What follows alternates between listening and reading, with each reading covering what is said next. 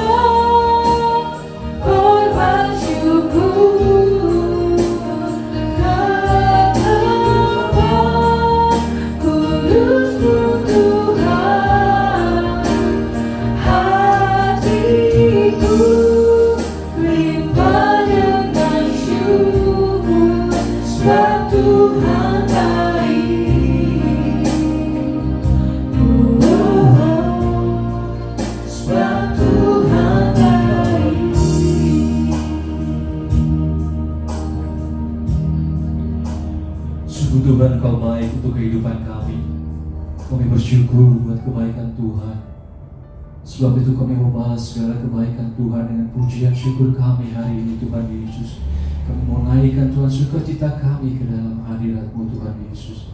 Biarlah ibadah kami ini boleh berkenan kepada-Mu Tuhan. Kau urapi kami yang ada di tempat ini. Kau urapi Tuhan mereka yang ada di rumah. Kasih karunia Tuhan menyertai ibadah kami pada saat pagi hari ini hingga selesainya. Terima kasih buat urapan-Mu. Dalam nama Yesus kami berdoa. Haleluya. Amin. Puji Tuhan, Bapak Ibu Saudara yang dikasihi dalam nama Yesus. Pagi hari ini kita menaikkan ucapan syukur kita buat Tuhan, buat penyertaan Allah sepanjang minggu ini buat kehidupan kita. Kita angkat satu pujian kita, oleh karena domba Allah.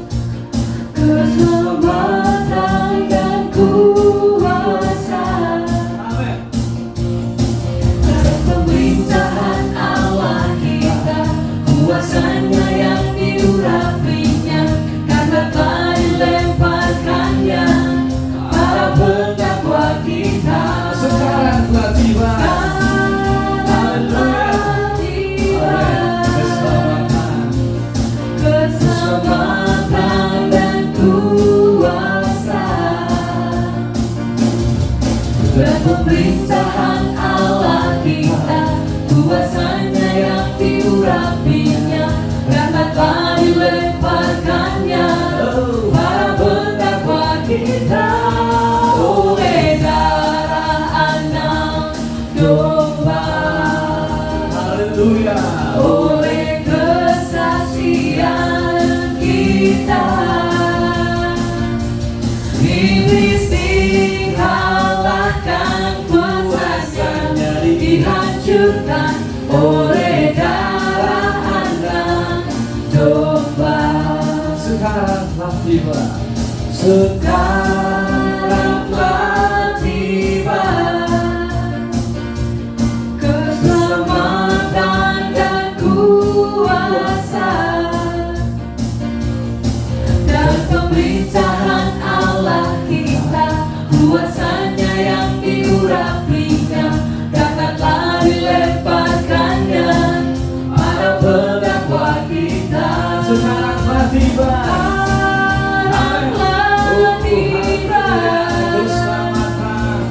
Keselamatan dan kuasa dan pemerintahan Allah kita, kuasanya yang diurapinya, karena telah dilemparkannya para pendakwa kita. Oleh darah anak domba,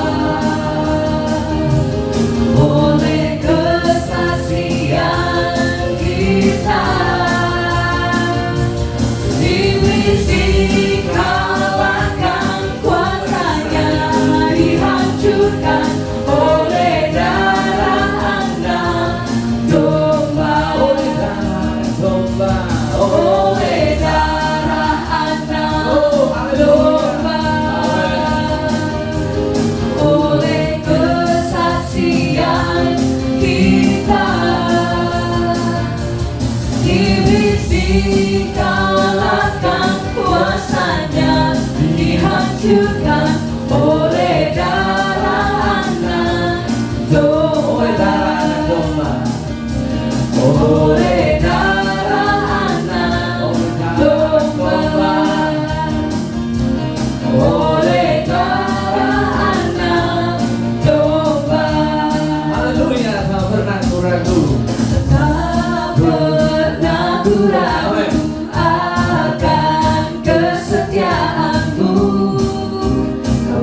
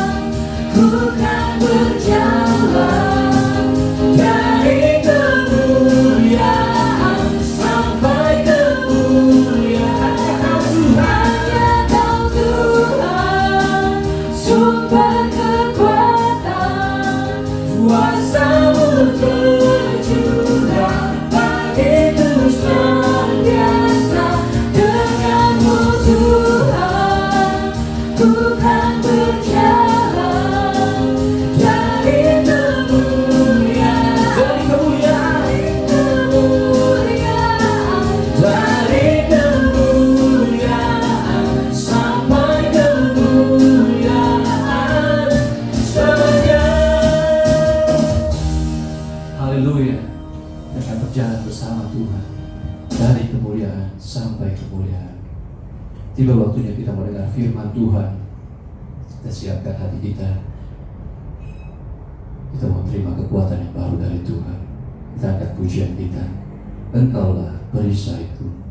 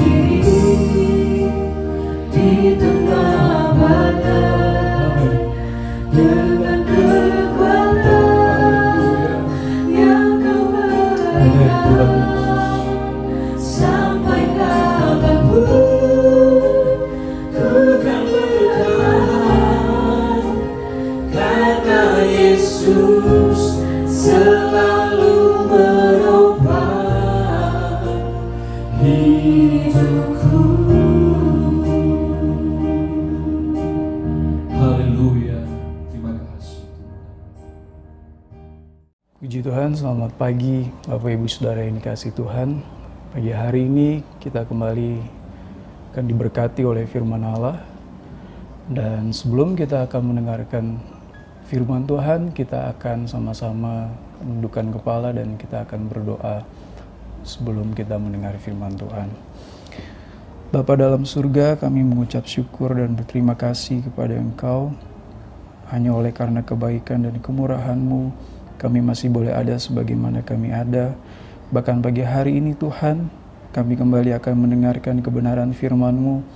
Bila kiranya Allah memberkati kami semua, memberkati telinga, pikiran dan hati kami, supaya pikiran dan hati kami terfokus hanya kepada Engkau saja, sehingga pemberitaan kebenaran firman-Mu boleh kami mengerti di dalam kehidupan kami dan kami boleh mempraktikkan firman-Mu. Terima kasih Tuhan Yesus, kami siap untuk mendengarkan firman-Mu pagi hari ini. Hanya di dalam nama Tuhan Yesus Kristus kami berdoa. Haleluya. Amin. Puji Tuhan saudara, pagi hari ini kita masih akan mendengarkan firman Tuhan. Saya akan membawakan firman Allah pagi hari ini di dalam Injil Lukas pasalnya yang ke-24, ayatnya yang ke-13 sampai ayatnya yang ke-31. Ya, Lukas pasalnya yang ke-24, ayatnya yang ke-13 sampai ayat 31. Sebelum kita akan melihat penjelasan firman Tuhan ini, mari kita lebih dahulu membaca firman Tuhan ini. Di dalam Lukas pasalnya yang ke-24 ayat 13 sampai ayat 31, demikianlah firman Tuhan. Yesus menampakkan diri di jalan ke Emmaus. Pada hari itu juga 2 orang dari murid-murid Yesus pergi ke sebuah kampung bernama Emmaus yang terletak kira-kira 7 mil jauhnya dari Yerusalem. Dan mereka bercakap-cakap tentang segala sesuatu yang terjadi. Ketika mereka sedang bercakap-cakap dan bertukar pikiran, datanglah Yesus sendiri mendekati mereka, lalu berjalan bersama-sama dengan mereka. Tetapi ada sesuatu yang menghalangi mata mereka sehingga mereka tidak dapat mengenal Dia. Yesus berkata kepada mereka, "Apakah yang kamu percakapkan sementara kamu berjalan?" Maka berhentilah mereka dengan muka muram. Seorang dari mereka namanya Kleopas menjawabnya, "Adakah engkau satu-satunya orang asing di Yerusalem yang tidak tahu apa yang terjadi di situ pada hari-hari belakangan ini?" Katanya kepada mereka, "Apakah itu?" Jawab mereka, "Apa yang terjadi dengan Yesus orang Nazaret? Dia adalah seorang nabi yang berkuasa dalam pekerjaan dan perkataan di hadapan Allah dan di depan seluruh bangsa kami. Tetapi imam-imam kepala dan pemimpin-pemimpin kami telah menyerahkan dia untuk dihukum mati dan mereka telah menyalibkannya. Padahal kami dahulu mengharapkan bahwa dialah yang datang untuk membebaskan bangsa Israel. Tetapi sementara itu telah lewat 3 hari sejak semuanya itu terjadi. Tetapi beberapa perempuan dari kalangan kami telah mengejutkan kami. Pagi-pagi buta mereka telah pergi ke kubur dan tidak menemukan mayatnya. Lalu mereka datang dengan berita bahwa telah kelihatan kepada mereka malaikat-malaikat yang mengatakan bahwa ia hidup.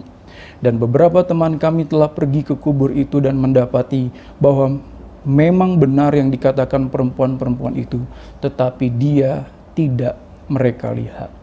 Lalu ia berkata kepada mereka, "Hai kamu orang bodoh, betapa lambannya hatimu sehingga kamu tidak percaya segala sesuatu yang telah dikatakan para nabi.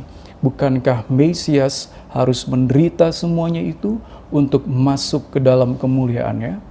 Lalu ia menjelaskan kepada mereka apa yang tertulis tentang dia dalam seluruh kitab suci, mulai dari kitab-kitab Musa dan segala kitab nabi-nabi. Nah, saudara yang dikasihi Tuhan, peristiwa yang dicatat di dalam Lukas pasal 24 ayat 1 sampai ayat yang ke-31 itu adalah peristiwa yang terjadi di hari yang sama dengan Lukas pasal 24 ayat pertama sampai ayat yang ke-12. Ya. Jadi kalau saudara melihat kepada ayat 1 sampai 12, lalu ayat 13 sampai ayat 31 itu merupakan 2 peristiwa yang terjadi di hari yang sama. Ya, terjadi di hari yang sama. Nah, di hari yang sama itu terjadi 2 peristiwa. Di hari kebangkitan Yesus itu terjadi 2 peristiwa. Ayat 13 berbunyi demikian pada pembukaan kalimatnya.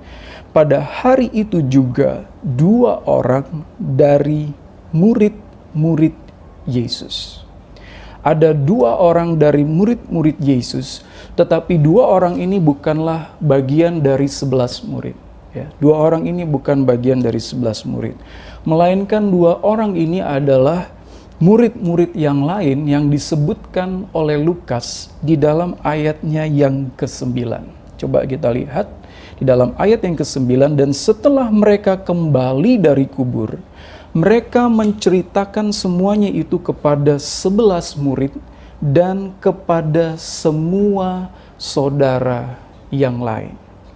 Ada saudara-saudara yang lain, ada murid-murid yang lain. Nah, 2 orang yang sedang berjalan dari Yerusalem ke Emmaus yang merupakan murid-murid Yesus, merupakan 2 orang tetapi bukan bagian dari 11 murid, melainkan dari murid-murid yang ada saat itu bersama-sama dengan 11 murid Yesus. Sebutan 2 dari murid-murid Yesus ini menjadi sesuatu yang sangat penting untuk kita perhatikan. Saudara perlu memperhatikan dengan baik, sebutan 2 dari murid-murid ini sangat penting sekali. Kenapa? Karena 2 dari murid yang disebut di sini di dalam ayatnya yang ke-13 adalah murid-murid yang mengabaikan kesaksian para perempuan di dalam bagian sebelumnya dengan menganggap bahwa kesaksian mereka adalah sebuah kesaksian yang tidak memiliki arti. Atau bahkan mereka menganggap kesaksian itu adalah sesuatu yang omong kosong saja. Berita mengenai kebangkitan Yesus itu diabaikan oleh mereka. Kesaksian para perempuan itu dianggap sebagai sebuah kesaksian yang bagi mereka adalah sesuatu yang tidak ada artinya. Coba saudara perhatikan ayat 11. Tetapi bagi mereka perkataan-perkataan itu seakan-akan omong kosong dan mereka tidak percaya kepada perempuan itu. Jadi 2 orang dari murid-murid ini yang di luar daripada 11 ini, mereka adalah orang-orang yang tidak percaya akan kesaksian itu. Karena itu perjalanan mereka dari Yerusalem ke sebuah kampung yang bernama Emmaus sebenarnya adalah sebuah perjalanan kekecewaan, perjalanan kesedihan. Sebab Yesus, Mesias yang mereka harapkan, kalau nanti saudara baca tadi di dalam ayat-ayat sesudahnya, Yesus yang mereka harapkan menjadi pembebas bagi Israel itu sudah dijatuhi hukuman mati. Dan Yesus sudah dikuburkan. Jadi perjalanan mereka pulang dari Yerusalem kembali ke Emmaus merupakan sebuah perjalanan yang diliputi oleh kekecewaan dan kesedihan. Mereka pulang dengan perasaan kecewa, mereka pulang dengan perasaan sedih, dan mungkin karena tadi mereka mendengar kesaksian dari perempuan-perempuan itu, maka mereka mungkin juga bingung dengan apa yang sedang terjadi saat itu. Ya. Jadi saudara, kita lihat di sini bahwa Lukas mencatat bahwa mereka pulang dengan satu kekecewaan dan kesedihan oleh karena pengharapan mereka akan Mesias itu tidak terjadi. Dan Lukas mencatat juga di dalam ayat 13 tadi sampai 14, perjalanan itu dikatakan bahwa ketika mereka pulang dari sana, ya, mereka masih bercakap-cakap dan berdiskusi dengan serius mengenai peristiwa-peristiwa yang baru saja terjadi. Bahkan kalau saudara melihat ke dalam bahasa aslinya, bahasa Yunaninya, mereka bukan hanya bercakap-cakap biasa, saudara, tetapi mereka bahkan sampai berdebat, ya, berdiskusi dengan serius tentang peristiwa-peristiwa itu. Karena kalau kita lihat catatan Lukas dari Yerusalem ke Emmaus itu membutuhkan kira-kira 2,5 jam berjalan kaki, 7 mil. Kalau dalam hitungan kilometer itu sekitar 11 kilometer. Maka kalau orang berjalan santai itu kira-kira 2,5 jam perjalanan untuk sampai ke Emmaus. Dan mereka sepanjang perjalanan itu mereka berdiskusi, mereka berdebat, mereka saling bercakap-cakap.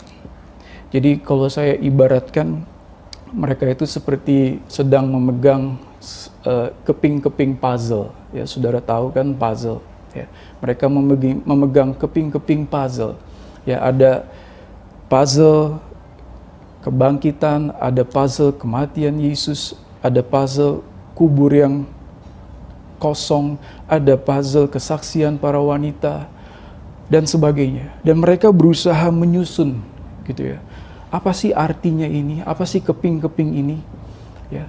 Apa sih arti dari semuanya ini? Mereka berusaha menyusun di dalam kebingungan dan ketidakpercayaan untuk melihat apa sih gambar utuh dari setiap peristiwa ini dan apa maknanya. Ketika semua puzzle itu bisa disatukan, mereka ingin tahu apa sih maknanya itu bagi mereka. Ya, dan sampai sekarang mereka masih bingung, saudara, apa yang terjadi. Nah, kita lihat bahwa ketika mereka sedang pulang dari Yerusalem ke Emmaus, dan mereka masih bercakap-cakap di sana, berdiskusi, bahkan berdebat. Di tengah-tengah perjalanan itu di dalam ayat yang ke-15 dan ayatnya yang ke-16, Yesus ikut bergabung, berjalan bersama dengan mereka. Lukas mencatat dengan menarik bahwa ketika Yesus berjalan dengan mereka, dikatakan oleh Lukas di dalam ayat 15 dan 16, mereka tidak bisa mengenali Yesus. Murid-murid yang selama ini dekat dengan Yesus, mungkin mereka juga ikut di dalam pelayanan Yesus. Pergi kemana Yesus pergi, tetapi mereka tidak bisa mengenali Yesus. Apa sebabnya, saudara, mereka tidak bisa mengenali Yesus?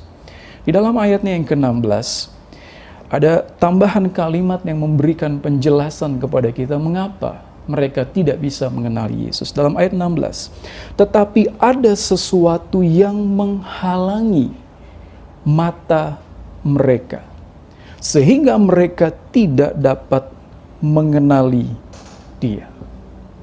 Ada sesuatu yang menghalangi mata mereka sehingga mereka tidak bisa mengenali Yesus. Saya ingin menjelaskan lebih dahulu, saudara. Di dalam catatan kebangkitan Yesus, di dalam catatan 4 Injil, ya, mengenai kebangkitan Yesus, kita mengetahui bahwa ada keberlanjutan. Ciri-ciri Yesus sebelum dan sesudah kebangkitan. Sehingga walaupun tubuhnya antara tubuh yang lama dengan tubuh kebangkitan tentu berbeda, tetapi ada ciri-ciri yang sama sehingga murid-murid yang tadinya sudah mengenal Yesus pasti juga akan mengenali Dia ketika Dia sudah bangkit. Jadi sebenarnya murid-murid itu bisa mengenali Yesus, ya. Kalau kita lihat di dalam catatan-catatan Injil. Nah, kenapa ya mereka masih terhalang? Ya, apa yang menghalangi mata mereka sehingga mereka tidak bisa mengenal Yesus? Nah, disinilah kita lihat bahwa catatan Lukas memperjelas bahwa mereka tidak memiliki sebuah gambaran yang utuh. Sepertinya mata mereka itu dijauhkan, ya, tidak dapat mengenal Dia. Saya memeriksa kepada bahasa asli. Dalam bahasa asli memakai sebuah bentuk pasif dari kata kerja Yunaninya. Maka menunjukkan bahwa itu juga merupakan kehendak dari Yesus sendiri untuk merahasiakan dirinya. Jadi salah satu sebab mengapa mereka tidak bisa mengenali Yesus adalah karena Yesus memang merahasiakan, ya, merahasiakan dirinya. Sampai nanti waktunya kita lihat Yesus akan mengungkapkan dirinya melalui kitab suci dan ketika mereka makan bersama-sama dengan Dia. Nah, kalau saudara adalah pembaca Injil Lukas yang pertama, artinya saudara adalah orang-orang yang hidup di abad yang pertama, di mana ketika saat itu Lukas baru ditulis, yaitu berarti saudara adalah orang Yunani Romawi, maka saudara akan akrab, ya, dengan kisah-kisah di mana para dewa itu biasa mengambil wujud manusia dan mereka menyamarkan dirinya sehingga mereka tidak bisa dikenali. gitu ya. Jadi dalam kisah-kisah pada zaman itu tuh banyak cerita-cerita seperti itu. Maka kisah Yesus yang tidak bisa dikenali ini sebenarnya sesuatu yang tidak asing bagi pembaca pertama Injil Lukas. Tapi saudara, bagi Lukas ini bukan hanya sekedar bahwa mereka tidak bisa mengenali Yesus karena Yesus masih menghalangi atau merahasiakan ya jati dirinya. Ada sebuah pengertian yang lebih dalam mengenai hal ini. Karena itu kita perlu melihat ke belakang. Kalau kita melihat catatan Lukas, ya, Lukas menganggap mata itu bukan hanya urusan melihat. Kata melihat di dalam Injil Lukas itu sering berhubungan dengan kemampuan untuk kita memahami, kemampuan untuk kita memiliki iman, dan kemampuan untuk kita masuk di dalam keselamatan. Jadi mata itu bukan hanya sekedar di dalam Injil Lukas, bukan hanya sekedar untuk melihat. Tetapi dalam catatan-catatan Lukas, nanti saudara bisa lihat di rumah, ya, di dalam Lukas pasal 4 ayat 18 sampai 19. Di dalam Lukas pasal 11 ayat 34, Lukas pasal 18 ayat 35 sampai 42. Saudara akan melihat bahwa gambaran Lukas mengenai mata itu bukan hanya sekedar mata itu berfungsi sebagai melihat, tetapi mata itu adalah kemampuan kita untuk bisa memahami, kemampuan kita untuk memiliki iman, dan kemampuan kita untuk masuk di dalam keselamatan. Itu yang digambarkan oleh Lukas. Maka ketika dua murid ini digambarkan tidak mampu untuk mengenali Yesus, maka itu juga artinya bahwa mereka tidak bisa memahami dengan benar dan secara utuh berita tentang Yesus. Jadi gambaran Lukas ketika dikatakan bahwa mereka tidak dapat mengenal Dia merupakan satu gambaran bahwa murid-murid ini, khususnya dua murid ini, tidak mampu mengenal dengan utuh berita tentang Yesus. Kesedihan dan hilangnya pengharapan membuat mereka tidak bisa mengenali Yesus. Sehingga bagi mereka Yesus itu dianggap seperti orang yang asing. Di dalam ayat 17 sampai 18 kita baca bahwa Yesus ketika melihat mereka sedang bercakap-cakap tentang hal itu, dan saya percaya bahwa Yesus tahu apa yang mereka sedang percakapkan, tetapi Yesus seolah-olah tidak tahu dan dia bertindak seperti orang asing dan dia bertanya kepada mereka, "Apakah yang kamu percakapkan sementara kamu berjalan?" Saya senang saudara cara Lukas mendramakan ya narasi ini dengan detail. Ya. Jadi Lukas itu mendramakan narasi ini dengan detail.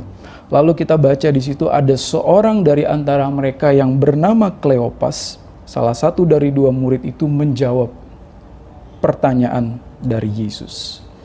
Nah, Kleopas ini adalah namanya satu-satunya saudara yang disebutkan di dalam Alkitab hanya di dalam Injil Lukas ini. Dan ada kemungkinan bahwa Kleopas inilah yang menjadi sumber dari Lukas untuk mencatat peristiwa ini. Karena dia adalah satu-satunya saksi dan dia adalah satu-satunya nama yang disebutkan di dalam Injil Lukas ini yang menceritakan kisah perjalanan dua murid ini dari Yerusalem ke Emmaus. Dan saudara lihat ketika Yesus bertanya, "Apa yang sedang kamu percakapkan?" Kedua murid itu tiba-tiba langsung berhenti berjalan.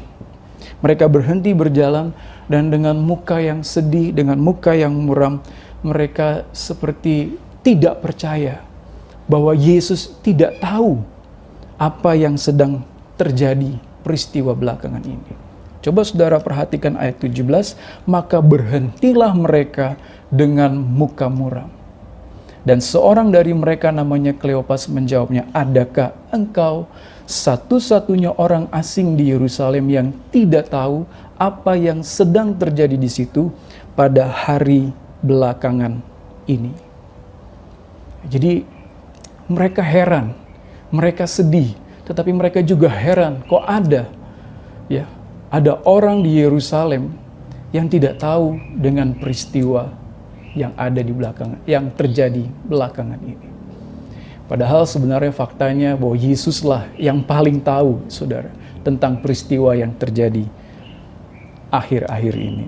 Dan kita lihat di dalam ayat 19 sampai ayat yang ke-24. Kedua orang ini menjawab Yesus dengan menjelaskan rentetan peristiwa yang terjadi pada saat itu.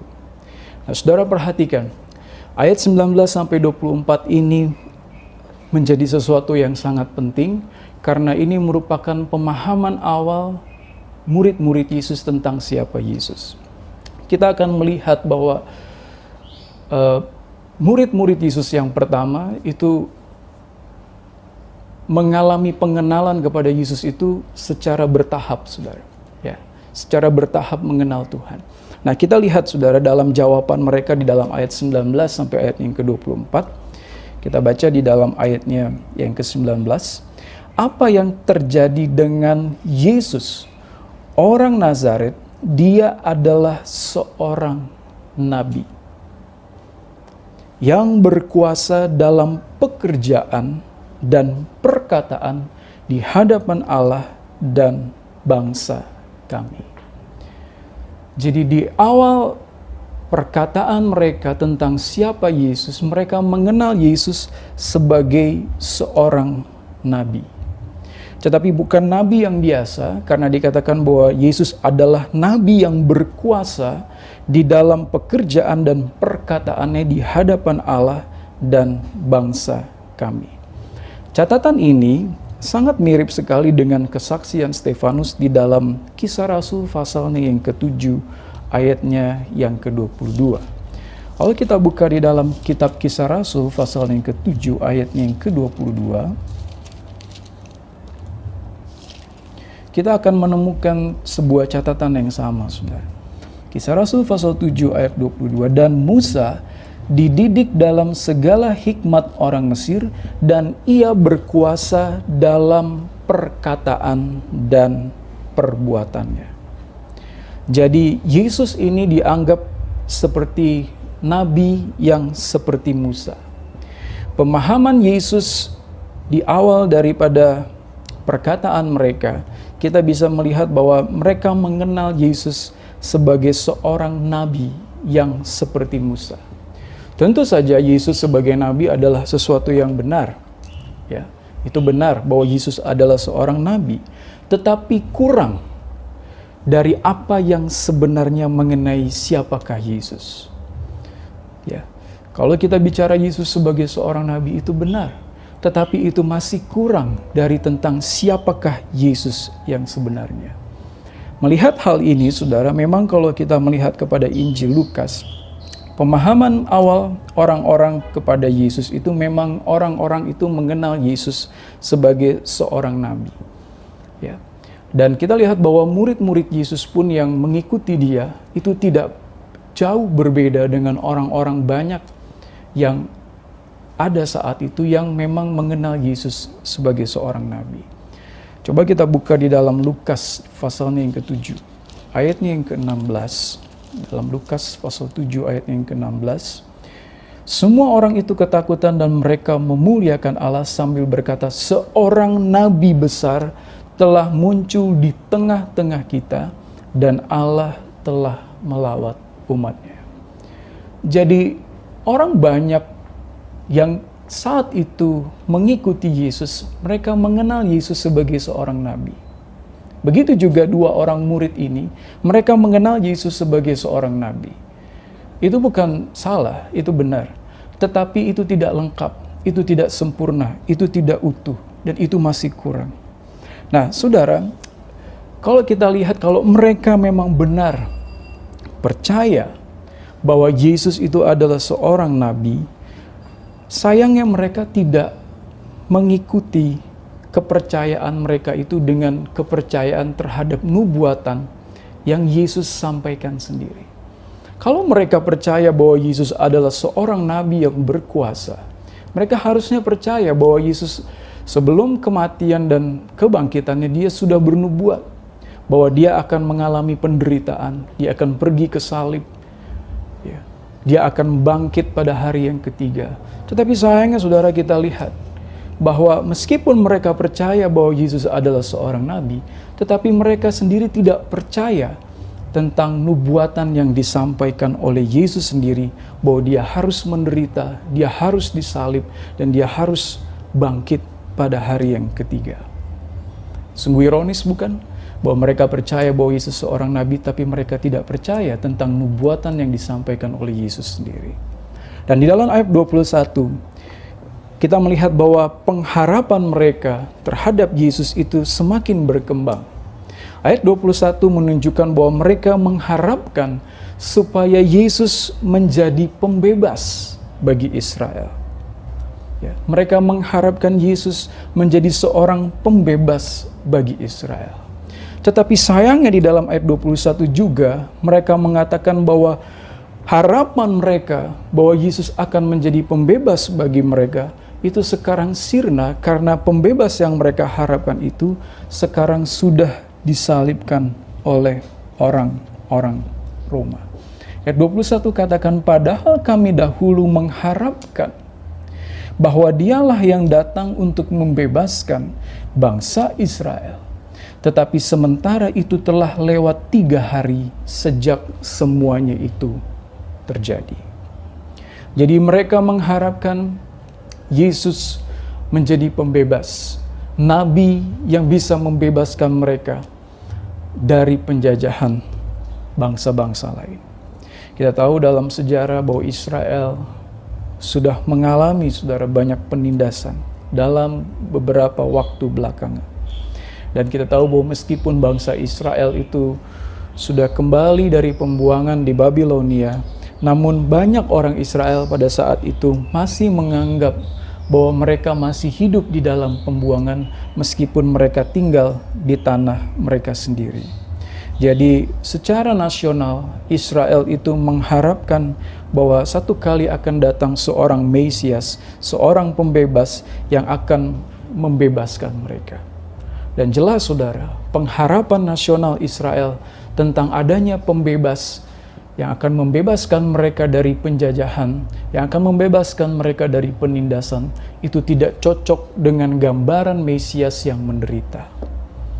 Mesias yang menderita itu tidak cocok dengan pengharapan Israel akan datangnya Mesias yang berkuasa untuk membebaskan mereka dari penindasan. Bahkan karena begitu kuatnya, ya saudara, pengharapan mereka, dan begitu kuatnya pengakuan, keyakinan mereka akan Mesias yang berkuasa ini, yang akan membebaskan mereka. Bahkan ketika kesaksian daripada perempuan-perempuan yang mengatakan bahwa Yesus sebagai Mesias yang mereka harapkan itu, yang memang sudah mati tetapi sudah hidup dan bangkit, itu tidak dianggap oleh mereka. Ya, karena mereka sudah begitu kecewa. Pengharapan mereka sudah hilang. Mereka sudah tidak bisa lagi berpikir. Mereka berpikir bahwa Yesus sudah mati. Mereka tidak percaya bahwa Mesias yang mereka harapkan ini sudah bangkit dan hidup.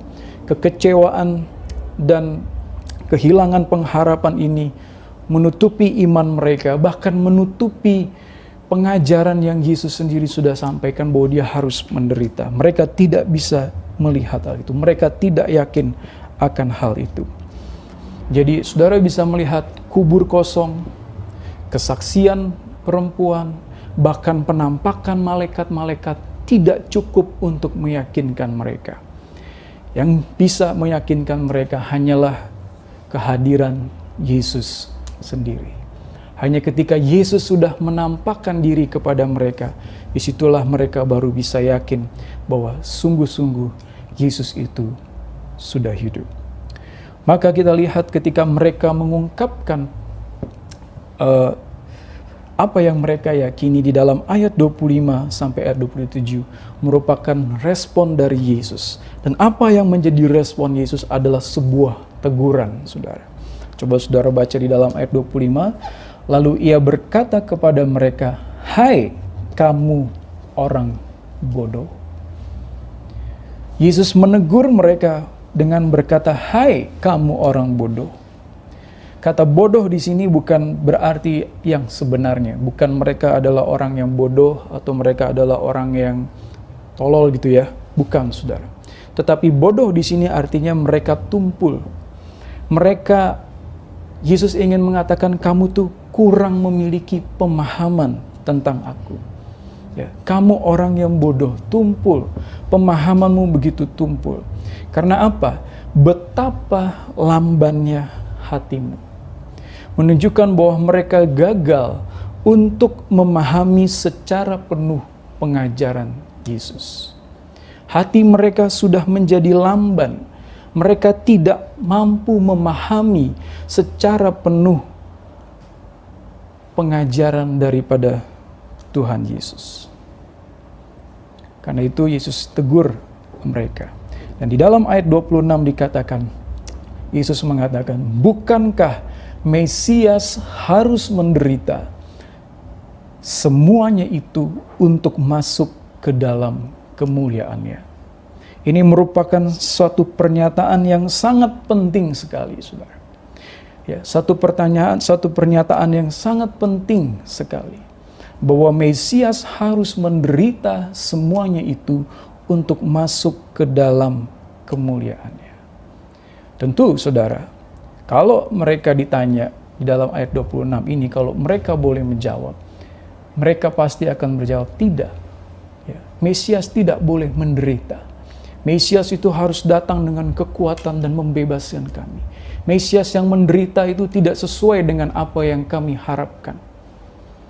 Tetapi saudara lihat bahwa apa yang dianggap sebagai kekecewaan mereka adalah sesuatu yang menggenapi tujuan Allah untuk menyelamatkan.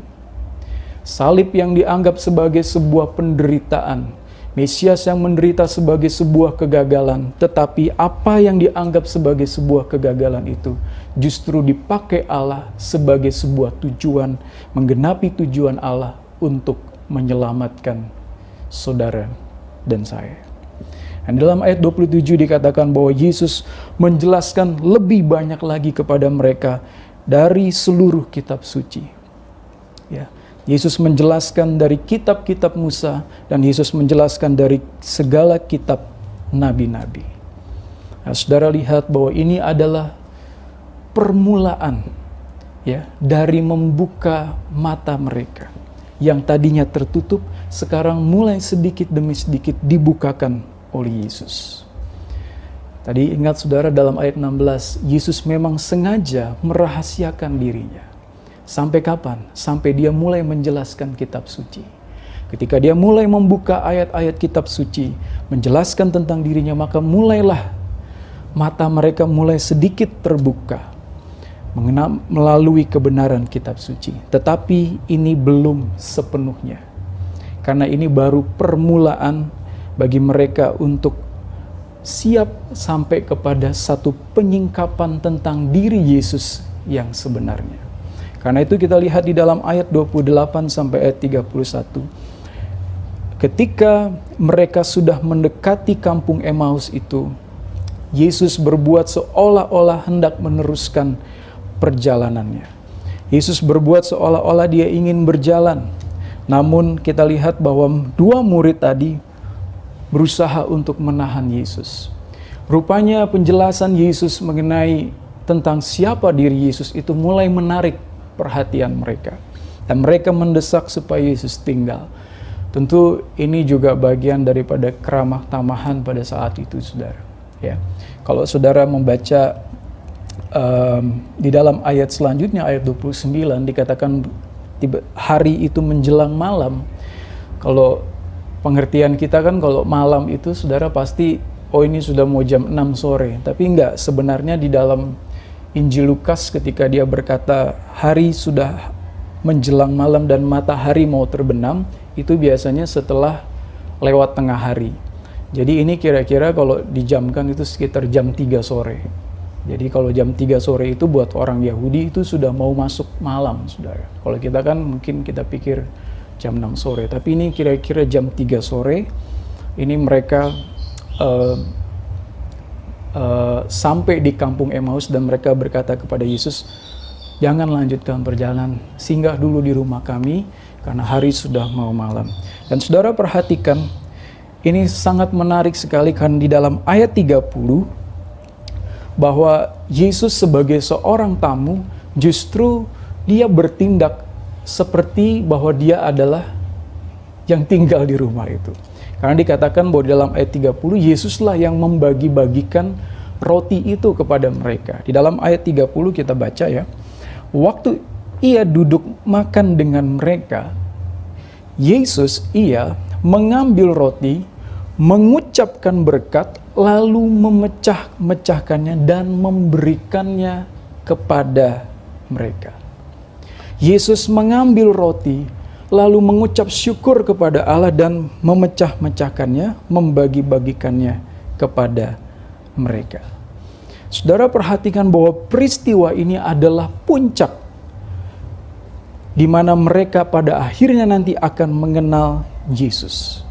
Tetapi peristiwa ini bukan mengingatkan kepada perjamuan. Ya, walaupun kita melihat ada kesamaan dengan perjamuan. Ya, roti diambil, diberkati lalu dipecah-pecahkan.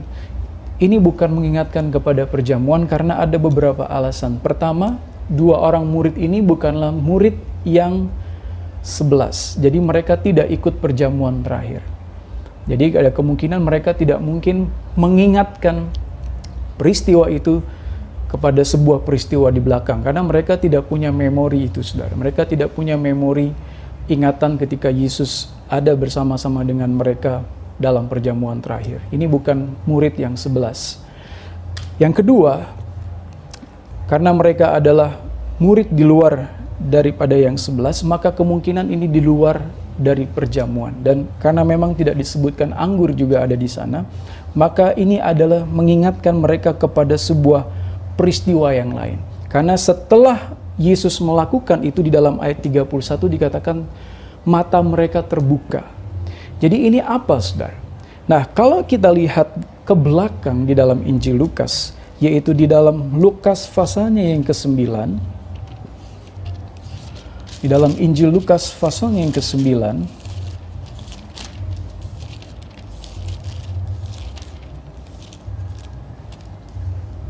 ayatnya yang ke-16, dan setelah ia mengambil 5 roti dan 2 ikan itu, ia menengadah ke langit, mengucap berkat, lalu memecah-mecahkan roti itu dan memberikannya kepada murid-muridnya, supaya dibagi-bagikannya kepada orang banyak. Jadi 2 murid di Emmaus ini, ketika Yesus mengambil roti, mengucap berkat dan memecah-mecahkannya, mereka ingat sebuah peristiwa di dalam Lukas pasal 9 ayat 16 ketika Yesus secara ajaib memberi makan 5.000 orang. Kalau saudara membaca dengan teliti, ya, sebelum Lukas pasal 9 ayat 16, ada beragam pendapat tentang siapa Yesus. Ada yang mengatakan bahwa Yesus hanyalah seorang nabi. Ada yang mengatakan Yesus seperti ini. Ada yang mengatakan Yesus seperti itu. Ada yang mengatakan Yesus seperti ini, seperti itu. Dan banyak pendapat mengenai siapa diri Yesus. Tetapi kalau saudara perhatikan, setelah Lukas pasal 9 ayat 16, Lukas mencatat bahwa ketika Yesus membagi-bagikan roti kepada 5.000 orang, khususnya ayat 18-20, di situ mulailah murid-murid mengenal siapa Yesus. Karena di dalam ayat 18-20 Lukas pasal 9, Petrus mengakui bahwa Yesus adalah Mesias. Ya. Jadi setelah peristiwa pembagian roti itu, ada pengakuan Petrus bahwa Yesus adalah Mesias. Di dalam ayat 18-20 dikatakan, pada suatu kali ketika Yesus berdoa seorang diri, datanglah murid-muridnya kepadanya, lalu ia bertanya kepada mereka, kata orang banyak, siapakah aku ini? Ya. Saudara lihat jawabannya ayat 19. Jawab mereka, Yohanes Pembaptis. Ada juga yang mengatakan Elia. Ada pula yang mengatakan bahwa seorang dari nabi-nabi dahulu telah bangkit. Tetapi ayat 20 katakan, Yesus bertanya kepada mereka, menurut kamu siapakah aku ini? Dan saudara lihat apa yang menjadi pengakuan Petrus. Petrus menjawab, engkau adalah Mesias dari Allah. Apakah saudara bisa melihat kesamaan kisah ini dengan Lukas tadi pasal 24? Ketika Yesus mulai mengambil roti, mengucapkan berkat, dan memecah-mecahkannya, ketika itu juga dua orang murid yang tadinya tidak percaya, dua orang murid yang tadinya tidak yakin siapa Yesus, masih menganggap bahwa Yesus adalah nabi, bahkan mereka sudah yakin bahwa Yesus adalah Mesias yang gagal, bukan Mesias yang sebenarnya. Ketika mereka melihat itu, maka mulailah terbuka mata mereka.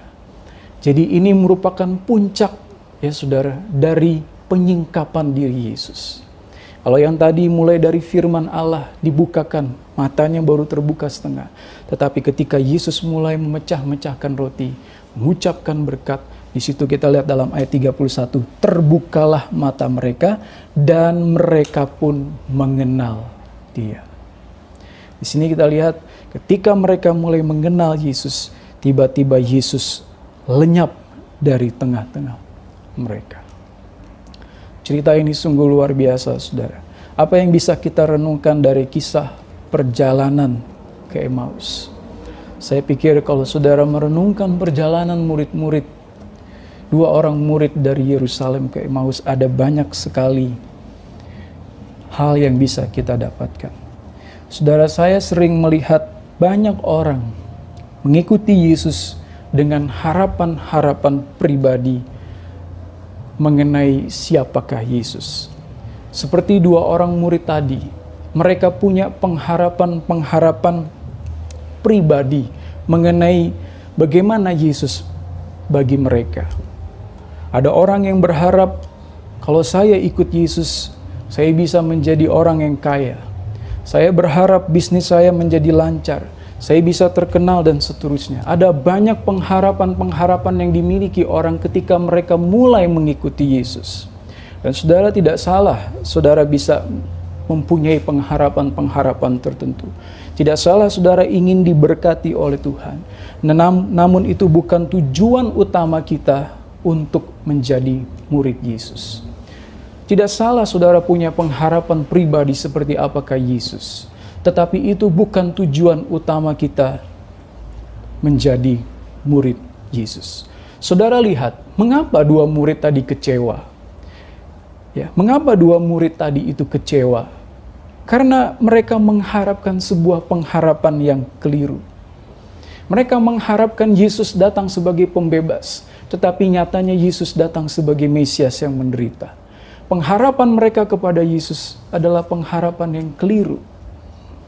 Namun semakin dengan terbukanya mata mereka dan mereka mulai mengenal Yesus, maka sedikit demi sedikit mereka mulai mengetahui tujuan-tujuan Allah di dalam kehidupan mereka.